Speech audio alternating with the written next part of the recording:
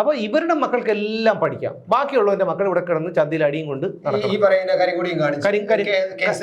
കേസിലും പെട്ട് നടക്കണം. അതാണ് ഇവരുടെ ഒരു രീതി. ഒരു ഉളുപ്പുമില്ലാതെ വന്ന് ഞെളിഞ്ഞു നിന്ന് പറയുന്നത് കേന്ദ്രത്തിന്റെ കുഴപ്പമാണ്, കേന്ദ്രമാണ് ഉത്തരവാദി. എന്നാൽ കളഞ്ഞിട്ട് പോകണം, കേന്ദ്ര ഉത്തരവാദിത്വം എടുക്കട്ടെ. നിങ്ങൾ അടുത്ത തവണ തെരഞ്ഞെടുപ്പ് വാഗ്ദാനം നൽകുമ്പോൾ സൈക്കിൾ പമ്പ് കൊടുക്കണം. 4 പേരുള്ളടുത്ത് 4 കൊടുക്കണം. കാരണം അതെങ്കിലും ആസനത്തിലോട്ട് ഉറപ്പിച്ചിട്ട് ഏറടിച്ച് കയറ്റി അവർ ജീവിച്ചോളും. നമസ്കാരം. വരുന്ന 5 വർഷത്തേക്ക് ഒരു സാധനങ്ങൾക്കും അവശ്യ സാധനങ്ങൾക്കും വില കൂട്ടില്ല എന്നായിരുന്നു പിണറായി സർക്കാരിന്റെ വാഗ്ദാനം. എന്നാൽ നമുക്കറിയാം, എന്താണോ പറയുന്നത് അതിന് നേർ വിപരീതം പ്രവർത്തിക്കുന്നവരാണ് പിണറായി സർക്കാർ. എന്തായാലും സപ്ലൈകോയിൽ ഇന്ന് സാധനങ്ങളുടെ വില കൂടിയിട്ട് സബ്സിഡി നിരക്ക് കുറച്ചിട്ടുണ്ട്. വളരെ വലിയൊരു കനത്ത അടിയാണ് സാധാരണക്കാരായ ജനങ്ങൾക്ക് ഇതുമൂലം ഉണ്ടാകുന്നത്. ഇതെങ്ങനെ, സർക്കാരിന് ഇതൊന്നും ഒരു പ്രശ്നമുള്ള കാര്യമല്ല, എങ്കിലും ഇതെങ്ങനെ ബാധിക്കും? ജനങ്ങളെ ബാധിച്ചു കഴിഞ്ഞു. കാരണം ജനങ്ങളെ ബാധിക്കും. കാരണം ജനങ്ങൾക്ക് ഇനി അമിത വില കൊടുത്ത് സാധനങ്ങൾ വാങ്ങിക്കേണ്ടി വരും. സപ്ലൈകോയിൽ നിന്ന് മാത്രമല്ല, പുറത്തും ഇനി സാധനങ്ങൾക്ക് വില കയറും. അതാണ് സംഭവിക്കാൻ പോകുന്നത്. സ്വാഭാവികമായിട്ടും സപ്ലൈകോ എന്തിനാണോ കൊണ്ടുവന്നത്, ആ ലക്ഷ്യം എന്താണോ സപ്ലൈകോ കൊണ്ടുവന്നതിന്റെ ഉദ്ദേശം അതില്ലാതാവുകയാണ്. സത്യത്തിൽ പറഞ്ഞു കഴിഞ്ഞാൽ കമ്മ്യൂണിസ്റ്റ് മന്ത്രിയായിരുന്ന ഇ ചന്ദ്രശേഖരൻ നായർ, ഒരു നല്ല സാത്വികനായ ഒരു നല്ല കമ്മ്യൂണിസ്റ്റുകാരൻ, അദ്ദേഹം ഒരു നല്ല വീക്ഷണം, അതായത് ജനങ്ങൾക്ക് ഏറ്റവും ഗുണപ്രദമായ ഒരു ഡീപ്പ് വീക്ഷണത്തോടു കൂടിയാണ് ചന്ദ്രശേഖരൻ നായർ അത് കൊണ്ടുവരുന്നത്. അതുകൊണ്ട് തന്നെ അദ്ദേഹത്തിന് ജനങ്ങള് മാവേലി മന്ത്രി എന്നാണ് വിളിച്ചിരുന്നത്. അത്ര ബഹുമാനമായിരുന്നു അദ്ദേഹത്തിന്. കാരണം ഒരു മാവേലിയുടെ ഒരു സ്വഭാവം, കാരണം അതുകൊണ്ടാണ് പേര് മാവേലി നിട്ടത്. ആ മാവേലി നിട്ടപ്പോൾ ആ ഇട്ടത് കൊണ്ടുള്ള അല്ല അദ്ദേഹത്തിന് മാവേലി എന്ന് വിളിച്ചത്, ജനങ്ങൾക്ക് ഗുണപരമായ ഒരു കാര്യം ചെയ്യുന്ന ഒരു ഭരണാധികാരി എന്നുള്ള തരത്തിലാണ്. അപ്പോൾ എന്തിനാണ് ഈ സപ്ലൈകോ കൊണ്ടുപോകുന്നത് പറഞ്ഞാൽ അതിന്റെ അടിസ്ഥാന പ്രമാണം ഈ കാലഘട്ടത്തിൽ, ഈ മന്ത്രിയുടെ കാലഘട്ടത്തിൽ, ഈ മന്ത്രിയാണോ ഈ ഗവൺമെന്റ് ആണോ അത് ആരെയായിരുന്നാലും ഈ കാലഘട്ടത്തിൽ നശിപ്പിച്ചിരിക്കുന്നു, അല്ലെങ്കിൽ ആ അടിസ്ഥാന ഉദ്ദേശത്തിനെ തകർത്തിരിക്കുന്നു എന്നാണ്. സബ്സിഡി സാധനങ്ങൾ കൊടുത്ത്, അല്ലെങ്കിൽ സപ്ലൈകോയിൽ അല്ലെങ്കിൽ മാവേലി സ്റ്റോറുകളിൽ ഈ സാധനങ്ങൾ, നിത്യോപയോഗ സാധനങ്ങൾ ജനങ്ങൾക്ക് എന്ന് ഉപയോഗപ്പെടുന്ന, അതാണ് നിത്യോപയോഗ സാധനങ്ങൾ എന്ന് പറയുന്നത്. ആ നിത്യോപയോഗ സാധനങ്ങൾ ന്യായമായ വിലയ്ക്ക് കൊടുക്കുക, അങ്ങനെ ന്യായവില കൊടുക്കുകയും ആ വില പിടിച്ചു നിർത്തുകയും ചെയ്യുക. അങ്ങനെ വില പിടിച്ചു നിർത്തുമ്പോൾ സ്വാഭാവികമായിട്ടും അതിന് കൂടിയ വിലയ്ക്ക് പൊതുവിപണിക്ക് അവർ കൊടുക്കാൻ പറ്റില്ല. കാരണം ആളെല്ലാം അങ്ങോട്ട് ചെല്ലൂല. സപ്ലൈകോയിൽ വില കുറച്ച് കിട്ടുമ്പോൾ ആളുടെ വില കുറച്ചെടുത്താലേ പോവുള്ളൂ. അപ്പം മറ്റൊരു സ്ഥലത്തേക്ക് ആൾക്കാർ പോകില്ല, പൊതുവിപണി പോകില്ല. അപ്പൊ പൊതുവിപണിയിലെ വില എന്ത് ചെയ്യും, അവര് കുറച്ചൊന്ന് മാർജിൻ കൂട്ടി വെച്ചിട്ട് അങ്ങനെ പിടിച്ചു നിർത്തും. കാരണം കൂട്ടാൻ പറ്റില്ല. കാരണം അതിന്റെ ലക്ഷണം നമ്മൾ കണ്ടിട്ടുണ്ട്. എനിക്കറിയാം, മാവേലി സ്റ്റോറിലൊക്കെ ചെന്ന് കഴിഞ്ഞാൽ, ഞാനൊക്കെ മാവേലി സ്റ്റോറിൽ പോയി സാധനങ്ങൾ വാങ്ങിച്ചിട്ടുള്ള, ഇപ്പോഴും വാങ്ങിക്കുന്ന ആളാണ്. മണിക്കൂറുകളോളം ക്യൂ നിൽക്കണം. സപ്ലൈകോയുടെ വലിയ ഔട്ട്ലെറ്റിൽ, വെമ്പായത്തൊരു എൻ്റെ നാട്ടിലൊരു വലിയൊരു ജംഗ്ഷനിലാണ്. ആ ജംഗ്ഷനിലെ ഇത് ട്രാഫിക് പ്രശ്നം വന്നിട്ടുണ്ട്. പോലീസ് നിന്നിട്ട് റോഡിലെ ട്രാഫിക് പ്രശ്നം പരിഹരിച്ചിട്ടുണ്ട്. കാരണം അത്രമാത്രം ക്യൂ ആണ്. ആ വലിയ പാലം കഴിഞ്ഞിട്ട്, പാലത്തിലൊക്കെ ആളുകൾ നിന്ന് ക്യൂ കഴിഞ്ഞ് നിന്നിട്ടുണ്ട്. അത്ര വലിയ ക്യൂ ആയിരുന്നു. കാരണം ജനങ്ങൾ അങ്ങോട്ടേ പോകുള്ളൂ. ഇങ്ങോട്ട് തൊട്ടപ്പുറത്ത് ഒരുപാട് കടകളുണ്ട്, ആലോചന കടകളുണ്ട്, അങ്ങോട്ട് പോകുന്നില്ല. അപ്പൊ സാധനങ്ങളെ പൊതുവിപണിയെ നിയന്ത്രിക്കുക എന്നതായിരുന്നു ഈ ലക്ഷ്യമിട്ടത്. അപ്പൊ ഈ മന്ത്രി പറഞ്ഞിരിക്കുന്ന ഒരു കാര്യം രണ്ടുണ്ട്, അതാണ് ഞാൻ എടുത്ത് പറയുന്നത്. ഒന്ന്, സാധനങ്ങളൊക്കെ വില, ഈ സബ്സിഡി നമ്മൾ കുറയ്ക്കുകയും വില കൂടുകയും ചെയ്യുന്നു സാധനങ്ങൾക്ക്, ജനങ്ങൾക്ക് ഒരു ദോഷം ഉണ്ടാവില്ല. അതാണ് മനസ്സിലാവാത്തത്. അതൊന്ന്. രണ്ട്, ഇനി ഓരോ 3 മാസം കഴിയുമ്പോഴും പൊതുവിപണിയുടെ വില അനുസരിച്ചിട്ട് ഈ മാറ്റം വരും, പുനഃപരിശോധന നടത്തുക. അല്ല, എങ്കിൽ പിന്നെ ആൾക്കാർക്ക് സ്വകാര്യ വ്യക്തികളുടെ കടയിൽ നിന്ന് വാങ്ങിയ പോലെ അല്ലേ, പൂട്ടിയിട്ട് പോയാ പോരെ. ഇതിനെന്തിനു വെച്ചോണ്ടിരിക്കുന്നു? അതാണ് പറയാൻ. അല്ല, ഇതൊരു കഴിവ് കെട്ടൊരു മന്ത്രി GR അനിൽ എന്തൊരു മനുഷ്യനാണ്. ഈ മന്ത്രിസഭയിൽ ഒരു മന്ത്രി പോലും നല്ലൊരു മന്ത്രി ഇല്ല. കാരണം അവരുടെ ഏത് വകുപ്പാണോ അവർ കൈകാര്യം ചെയ്യുന്നത്, ആ വകുപ്പുകളെല്ലാം അടിഞ്ഞ ചരിത്രം മാത്രമേ ഇന്നത്തെ മന്ത്രിമാർക്കുള്ളൂ.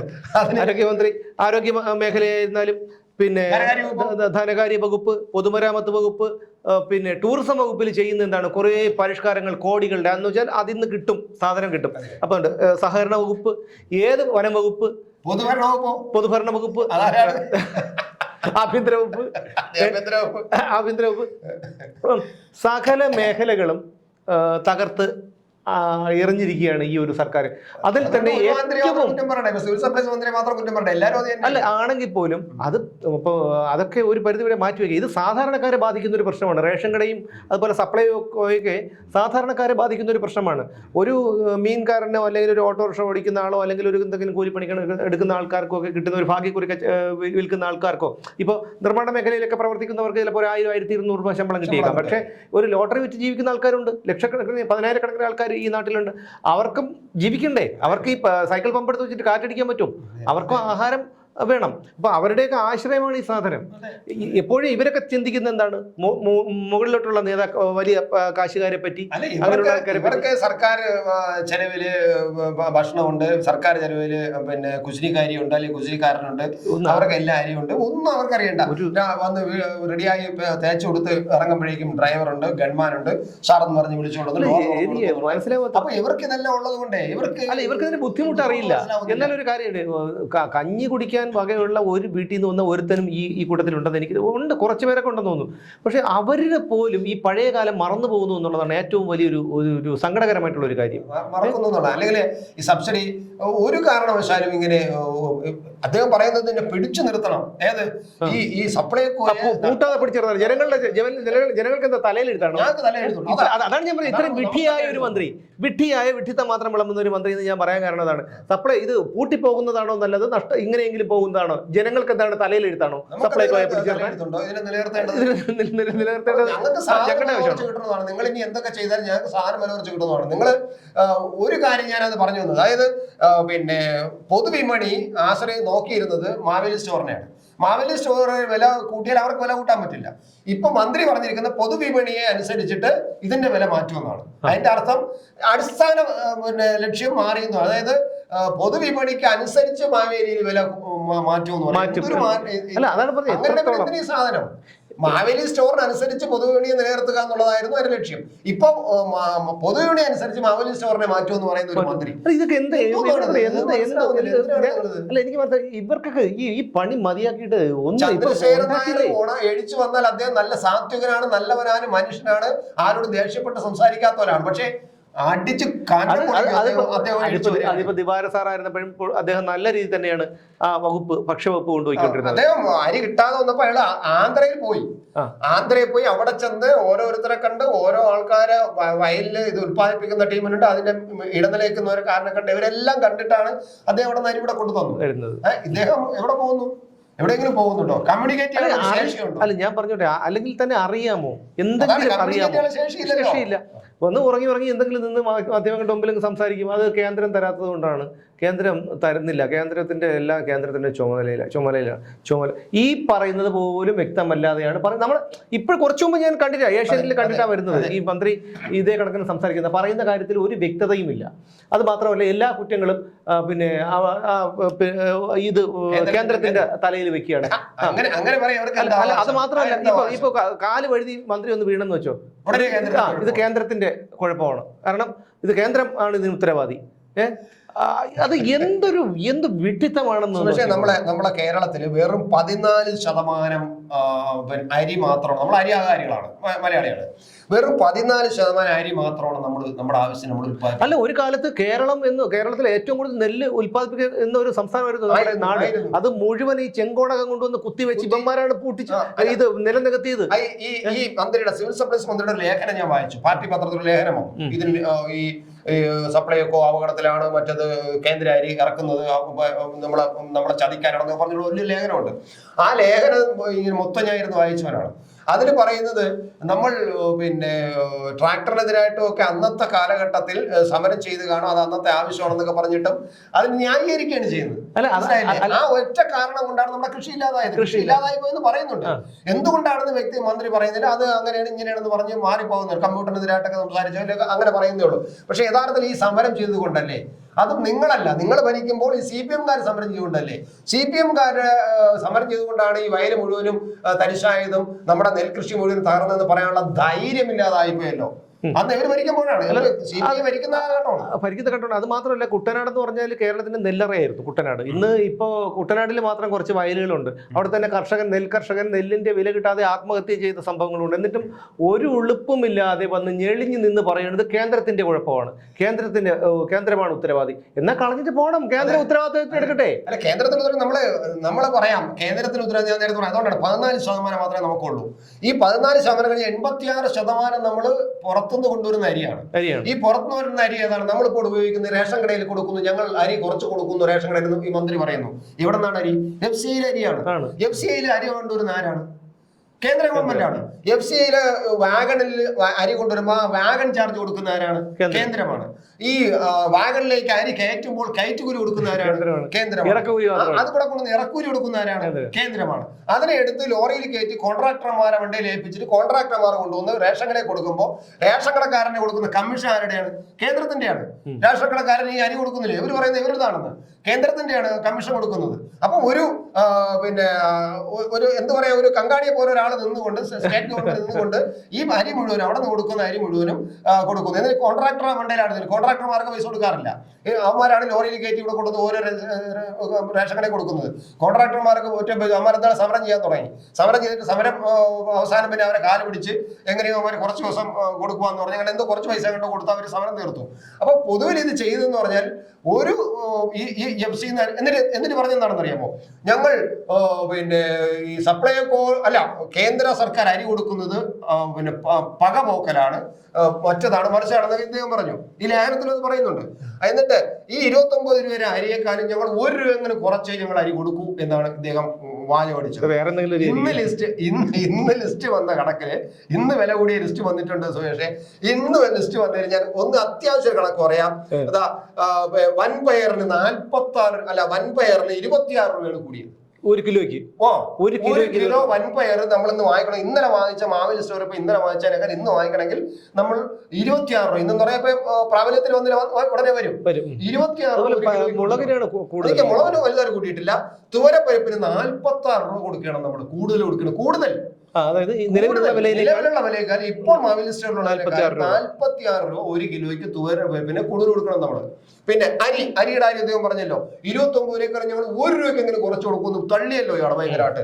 അരിയുടെ വില ഞാൻ പറഞ്ഞുതരാം. ജയ അരിക്ക് 25 രൂപയ്ക്കാണ് കൊടുത്തുകൊണ്ടിരുന്നത്. അതായത് റേഷൻ അല്ലാത്ത സാധാരണ വിലയാണ്, സബ്സിഡി വിലയല്ല. അത് ആ 25 രൂപ കൊടുത്തുകൊണ്ടിരുന്നത് സബ്സിഡി കൂടെ ചേർത്താണ്. ഇപ്പൊ അത് 4 രൂപ കൂടിയിരിക്കുന്നു. 1 കിലോയ്ക്ക് 4 രൂപ. 10 കിലോ വാങ്ങിക്കുമ്പോൾ 45 രൂപയുടെ കൂടെയാണ്. അത് കഴിഞ്ഞിട്ട് കറുവ അരി എന്ന് പറഞ്ഞുണ്ട്, അതിന് 30 രൂപ കുറുവരി, അതിന് 5 രൂപ അധികം കൂടിയിരിക്കുന്നു. പിന്നെ മട്ട അരിക്ക് ഏകദേശം 6 രൂപയിലധികം കൂടിയിരിക്കുന്നു ഇപ്പോൾ ഉടനെക്കാലം. അപ്പൊ ഞാൻ പറഞ്ഞു വന്നത്, ഈ 29 രൂപയേക്കാൾ 1 കിലോ 1 രൂപയെങ്കിലും ഞങ്ങൾ കുറച്ചേ കൊടുക്കുമെന്ന് പറഞ്ഞ ഈ മന്ത്രി തള്ളിയിട്ട് ഇപ്പൊ അത് 29 രൂപയേക്കാളും കൂടുതലാണ് കൊടുത്തത്. 1 രൂപ കൂടുതൽ, 2 രൂപ കൂടുതൽ നമ്മൾ കൊടുക്കണം. 29 രൂപയേക്കാളും 30 രൂപ 32 രൂപ ഓരോ കിലോയ്ക്ക് അരി നമ്മൾ കൊടുക്കണം. ഇനി ഈ 29 രൂപ അരി ഏതാണ്? ഇവർ കൊടുക്കുന്ന അരി ഏതാണ്? ഏറ്റവും ലോ ക്ലാസ് ജയ അരിയാണ്. അവരിപ്പോ 29 95 രൂപ, അതായത് 30 രൂപയോളം അടുപ്പിച്ച് കൊടുക്കുന്നത്. ഇവര് കൊടുക്കുന്ന അരി അതെന്നറിയാമോ? കേന്ദ്ര ഗവൺമെന്റ് പൊന്നി അരിയാണ്. പൊന്നി അരിയുടെ ഇപ്പോഴത്തെ നമ്മുടെ മാർക്കറ്റ് വില പോയി കഴിഞ്ഞാൽ 45 രൂപ 50 രൂപ വേണം.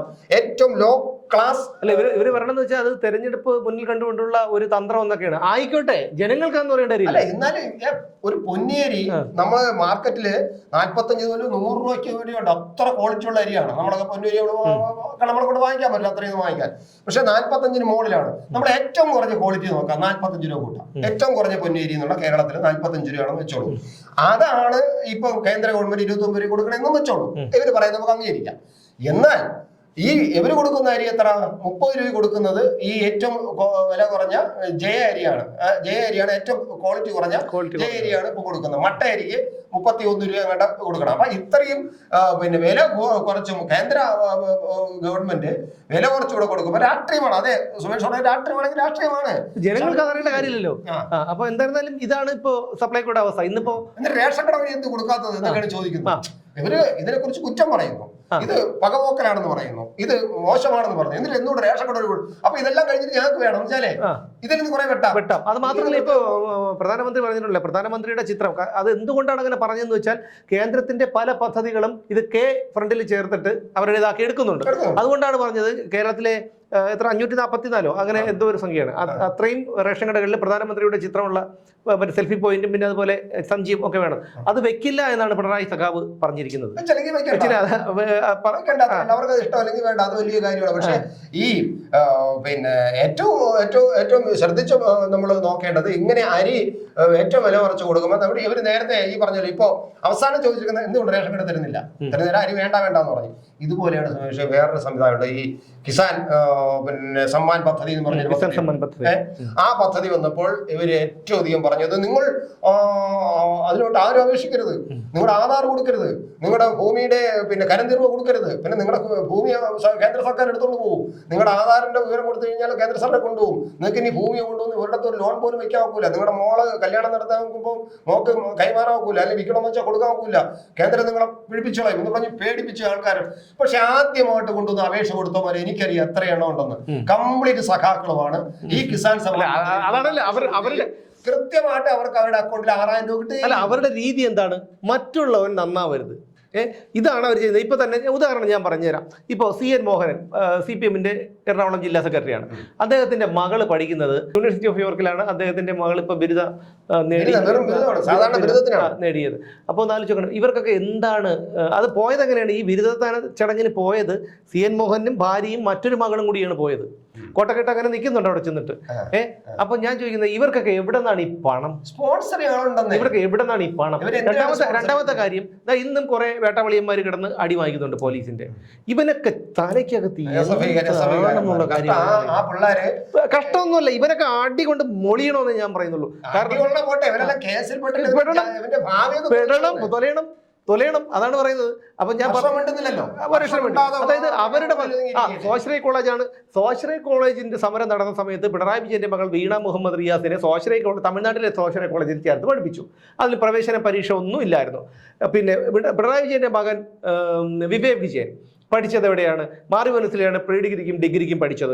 അതിലും എത്ര 100-ൽ 17 മാർക്കാണ് അദ്ദേഹത്തിന് കിട്ടിയത്. 100-ൽ 17 മാർക്കാണ്. അതിനുശേഷം അദ്ദേഹം ഒരു സ്വകാര്യ ബിസിനസ് മാനേജ്മെന്റ് സ്കൂളിൽ പഠിക്കാൻ പോയി. അത് കഴിഞ്ഞിട്ട് അതിലും അവിടെയും പ്രവേശന പരീക്ഷ വേണമെന്നാണ് ചട്ടം. പക്ഷേ ആ പ്രവേശന പരീക്ഷയൊന്നും എഴുതാതെ അദ്ദേഹം അവിടെ നിന്ന് കോഴ്സ് പാസ്സായി പോവാണ്. 4 ലക്ഷം രൂപയാണ് ലോണ് കലൂർ ബ്രാഞ്ചിൽ നിന്ന് SBTയുടെ അന്നത്തെ ഇന്ന് SBTയുടെ ബ്രാഞ്ചിൽ നിന്ന് ലോൺ എടുത്തിട്ടാണ് അദ്ദേഹം പഠിച്ചതെന്ന് പറയുന്നു. അവിടെ നിന്ന് നേരെ പോയത് സ്വന്തമായി ബിസിനസ് തുടങ്ങാൻ സിംഗപ്പൂരിലേക്ക്. 2 മാസത്തിന് ശേഷം പോയ കാര്യം വേഗത്തിൽ തിരിച്ചു വന്നു. കുറച്ച് ദിവസം ഇവിടെ നിന്ന് ഇറങ്ങിയിട്ട് വീണ്ടും ഗൾഫിലോട്ട് പോയി. അവിടെ എന്തൊക്കെ ബിസിനസ് അവിടെ നിന്ന് തിരിച്ചു വന്നു. പിന്നീടും അബുദാബിയിലേക്ക് എന്തോ ബിസിനസ്സൊക്കെ തേടി പോവുകയാണ്.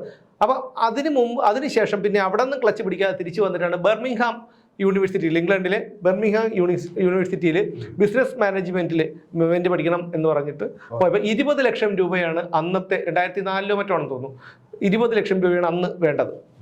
അപ്പോൾ ഇതേ കലൂർ ബ്രാഞ്ചിൽ SBTയുടെ ഇതേ കലൂർ ബ്രാഞ്ചിൽ ചെന്നു. അപ്പോൾ അവർ പറഞ്ഞു ഞങ്ങൾ ലോൺ തരാം, പക്ഷേ മറ്റൊരു കാര്യം ദേശാഭിമാനിയുടെ ഈട് വേണം, കൊച്ചി ദേശാഭിമാനിയുടെ. അത് കൊടുക്കാൻ അവിടെ കുറേ സഖാക്കന്മാർ അന്ന് തയ്യാറായിരുന്നെങ്കിൽ അതും കൂടെ എല്ലാം കണക്ക് തന്നെയാണ്. അപ്പം എന്തായിരുന്നാലും അത് കൊടുത്തില്ല. എങ്ങനെയൊക്കെയോ പണം സംഘടിപ്പിച്ചാണ് ബർമിംഗ്ഹാമിൽ പോയി പഠിച്ചത്. അന്നത്തെ കാലത്ത് പോലും പഠിക്കണമെങ്കിൽ അവിടുത്തെ ചിലവും താമസ സൗകര്യം, ഇത് ഫീസ് മാത്രമാണ് 20 ലക്ഷം, എല്ലാം കൂടെ ചേർത്തിട്ട് 50 ലക്ഷത്തോളം രൂപ അന്ന് വേണം. അപ്പോൾ ഈ പണം എങ്ങനെ ഉണ്ടായി, എങ്ങനെയാണ് പഠിക്കാൻ പോയത് എന്നൊക്കെ ഉള്ള ചോദ്യങ്ങൾ, ഉള്ളൊരു ചോദ്യം VS അച്യുതാനന്ദൻ അന്ന് പോളിറ്റ് ബ്യൂറോയ്ക്ക് കത്തെഴുതിയിരുന്നു. അതൊന്നും പുറത്തു വന്നിട്ടില്ല. പിന്നെ കത്തെഴുതിയിട്ടുണ്ട്. അപ്പൊ ഞാൻ പറഞ്ഞു വന്നത് എന്താണെന്ന് വെച്ച് കഴിഞ്ഞാൽ, ഇപ്പോൾ ചേട്ടൻ പറഞ്ഞല്ലോ, അതായത് ഈ കിസാൻ സമ്മാൻ പദ്ധതി അല്ലേ, അതിന് വേണ്ടിയിട്ട് മറ്റുള്ളവരെ കൊടുക്കാൻ സമ്മതിക്കാതിരിക്കുകയും അവരെ തെറ്റിദ്ധരിപ്പിച്ചിട്ട് ഇവർ കൊടുത്ത് 6000 രൂപ കൈപ്പറ്റുകയും ചെയ്തതാണ്. അപ്പോൾ CN മോഹനനാവട്ടെ, അല്ലെങ്കിൽ നിഖിൽ ബാലൻ, AK ബാലന്റെ മകൻ നിഖിൽ ബാലൻ 17 ലക്ഷത്തി ചില്ലുവാൻ രൂപയാണ് പട്ടികജാതി പട്ടികവർഗ വിഭാഗത്തിൽപ്പെടുന്ന സാമ്പത്തികമായി പിന്നോക്കം നിൽക്കുന്നവർക്കുള്ള ധനസഹായ ഫണ്ടാണ്. അപ്പോൾ ഇതെല്ലാം ബാലന്റെ മോനാണ് കൊടുത്തത്. UDF സർക്കാരിന്റെ കാലത്ത് 2005 അവിടെ പോയി LLM പഠിക്കാൻ വേണ്ടി നെതർലാൻഡിൽ പോയി. പഠിച്ചു. അപ്പോൾ ഇവരുടെ മക്കൾക്കെല്ലാം പഠിക്കാം. ബാക്കിയുള്ളവന്റെ മക്കൾ ഇവിടെ കിടന്ന് ചന്തിയിൽ അടിയും കൊണ്ട് ഈ പറയുന്ന കരിങ്കൊടിയും കേസിലും പെട്ട് നടക്കണം. അതാണ് ഇവരുടെ ഒരു രീതി. രക്ഷാകർത്താക്കൾക്ക് തിരിച്ചറിയാൻ പറ്റിയില്ലെങ്കിൽ, രക്ഷാകർത്താക്കൾക്ക് ഈ പിള്ളേരെ നിയന്ത്രിക്കാൻ പറ്റിയില്ലെങ്കിൽ ഇനി എന്തായിരുന്നാലും ഇതേപോലെ ഇപ്പോ സപ്ലൈകോയിലെ പല രംഗങ്ങളും കാണുന്നു. സ്ത്രീകളായതുകൊണ്ടും കുറച്ച് മാന്യത ഉള്ളതുകൊണ്ടും അവർ തന്തയ്ക്കും തള്ളയ്ക്കും വിളിക്കുന്നില്ല എന്നുള്ളത് മാത്രമേ ഉള്ളൂ. എന്തായാലും നമുക്ക് ഒറ്റ വാക്കേ ഉള്ളൂ, ഈ ഇത്രയും പാടുപെട്ട് കഷ്ടപ്പെട്ട് ബുദ്ധിമുട്ട് മന്ത്രി ഈ വകുപ്പ് കൊണ്ട് നടക്കണം. ഈ വകുപ്പും ഉറപ്പില്ലാത്തതുകൊണ്ട് ഇറങ്ങി പോകുന്നു ഞങ്ങൾ വിചാരിക്കുന്നില്ല. ഞങ്ങൾ ഇത്രയും പാടുപെട്ട് ഞങ്ങളെ സംരക്ഷിക്കാൻ വേണ്ടി, ഈ പൊതുമേഖലാ സ്ഥാപനം സംരക്ഷിക്കാൻ വേണ്ടി ഞങ്ങൾ വയറ് മുറുക്കി കൊടുക്കണമെന്ന് പറഞ്ഞാൽ അത് ശരിയല്ല. അതുകൊണ്ട് നിങ്ങൾ ഈ പൊതുമേഖലാ സ്ഥാപനം നടത്തിക്കൊണ്ടു പോകാനുള്ള കഴിവില്ലായ്മ കൊണ്ടും നിങ്ങൾക്ക് ഇത് നടത്തിക്കൊണ്ടു പോകാനുള്ള യാതൊരു ശക്തി ഇല്ലാത്തതുകൊണ്ടും അതുകൊണ്ട് അത് തകർന്നു പോയതാണ്. അപ്പൊ അത് ഒരു നല്ല മനുഷ്യൻ ഉണ്ടാക്കി വെച്ച സാധനത്തിന് നിങ്ങൾ തകർത്തു. അതായത് ഈ ചന്ദ്രശേഖരൻ ഉണ്ടാക്കി വെച്ച സാധനം നിങ്ങൾ തകർത്തു. ഇനി നിങ്ങൾ ഈ ഒരു ന്യായവും പറഞ്ഞിട്ട് കാര്യമില്ല. നിങ്ങൾ മര്യാദയ്ക്ക് ഒഴിഞ്ഞു പോവില്ല. കാരണം നിങ്ങൾ ഈ സുഖം പറ്റിയിരിക്കുകയാണ്. നിങ്ങൾ ഇരുന്നോ,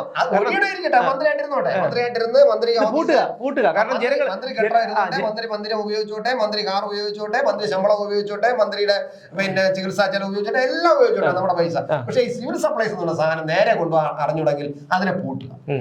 നിങ്ങൾ മന്ത്രി എന്ന് പറഞ്ഞ സിവിൽ സപ്ലൈസ് മന്ത്രി വരെ നടന്നോ, അതിനും കുഴപ്പമില്ല. അത് മാത്രമല്ല, കാരണം സാധാരണ ചില ആൾക്കാരുണ്ട്, അവർക്കൊന്നും ഇത് വലിയ ഇത് കാണില്ല. അവർ ഒരുപാട് ചിലപ്പോൾ കുറച്ച് ദൂരമൊക്കെ സഞ്ചരിക്കാൻ നടന്നും സൈക്കിളിലും സ്കൂട്ടറിലും ഒക്കെ ആയിരിക്കും ഇവർ അവിടെ ചെല്ലുന്നത്. അവിടെ ചെല്ലുമ്പോഴായിരിക്കും ഈ സാധനങ്ങളൊന്നും കിട്ടാതെ വരുന്നത്. അവരെ പറ്റിക്കരുത്. ഇനി പറയാനുള്ള ഒറ്റ കാര്യം മാത്രമേ ഉള്ളൂ, നിങ്ങൾ അടുത്ത തവണ തിരഞ്ഞെടുപ്പ് വാഗ്ദാനം നൽകുമ്പോൾ സൈക്കിൾ പമ്പ് കൊടുക്കണം. എല്ലാ കുടുംബത്തിനും ഓരോ സൈക്കിൾ പമ്പും. ആ കുടുംബത്തിൽ എത്ര അംഗങ്ങളുണ്ടോ അതിന്റെ നോബ് ഈ അറ്റത്ത് പിടിപ്പിക്കുന്നത്, വയറ്റിലോട്ട് കയറ്റുന്ന നോബ് എത്ര കുടുംബങ്ങൾ, 5 പേരുള്ളിടത്ത് 5 എണ്ണം, 4 പേരുള്ളിടത്ത് 4 എണ്ണം കൊടുക്കണം. കാരണം അതെങ്കിലും ആസനത്തിലോട്ട് ഉറപ്പിച്ചിട്ട് ഇത് അടിച്ച് മറ്റേ എന്താണ് ഈ ഏറടിച്ച് കയറ്റി അവർ ജീവിച്ചോളും. അതുകൊണ്ട് കമ്മ്യൂണിസ്റ്റ് സർക്കാർ ഇത്രയെങ്കിലും ചെയ്തല്ലോ. അടുത്ത തവണ നിങ്ങൾക്ക് വേറെ ഒരു മുടക്കൂല്ലല്ലോ. ഒരു സൈക്കിൾ പമ്പിന് എത്ര രൂപ വരും? 5 വാൽവിനും. അപ്പൊ അതുകൊണ്ട് വേണമെങ്കിൽ അതിന് ഞങ്ങൾ പൈസ തരാം. നിങ്ങൾ ദയവ് ഇത് അടുത്ത ഇനിയിപ്പം 5 വർഷത്തേക്ക് ഞങ്ങൾ വില കൂട്ടില്ല, ഞങ്ങൾ അവിടെ സ്വർണ്ണ അരി കൊടുക്കും, പൊന്നു കൊണ്ട് പുളിശ്ശേരി ഉണ്ടാക്കി കൊടുക്കും എന്നങ്ങനെ പറഞ്ഞുകൊണ്ട് വന്നാൽ അതിനേക്കാളും നിങ്ങൾക്ക് നല്ലതെന്ന് പറഞ്ഞു കഴിഞ്ഞാൽ ഇതേപോലെ ഒരു സൈക്കിൾ പമ്പ് നിങ്ങളെല്ലാവരും ഇത് ആസനത്തിൽ ഉറപ്പിച്ചടിക്കുക എന്ന് ഒരു ഉപദേശവും കൂടെ കൊടുത്തു കഴിഞ്ഞാൽ ബേഷായി. എന്തായാലും നാളെ കാണാം.